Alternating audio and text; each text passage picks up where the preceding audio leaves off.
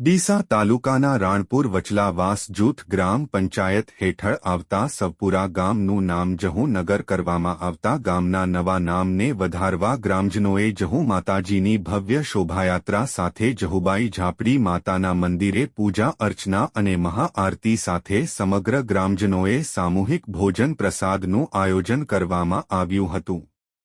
જેમાં સમગ્ર ગામનો જોડાયા હતા। ડીસા તાલુકાના રાણપુર વચલાવાસ ગામમાં શ્રી જહુ ઝાપડી વિહત રાજબાઈ માતાનું મોટું સ્થાનક આવેલું છે, જેમાં સમગ્ર ગ્રામજનો આ સ્થાનકની મોટી શ્રદ્ધા ધરાવે છે।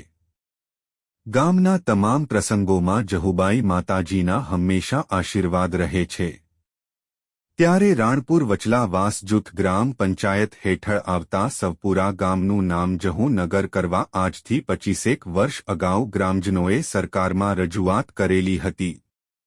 જો કે ત્યારબાદ આ બાબતે કોઈ કાર્યવાહી થઈ ન હતી,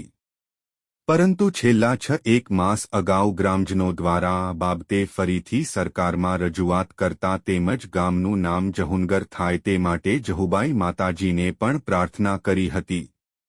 જેમાં કોઈપણ સ્થળનું નામ બદલવું હોય અને સરકારી ગેજેટમાં સ્થાન અપાવવું હોય તો જટિલ વહીવટી પ્રક્રિયામાંથી પસાર થવું પડે છે,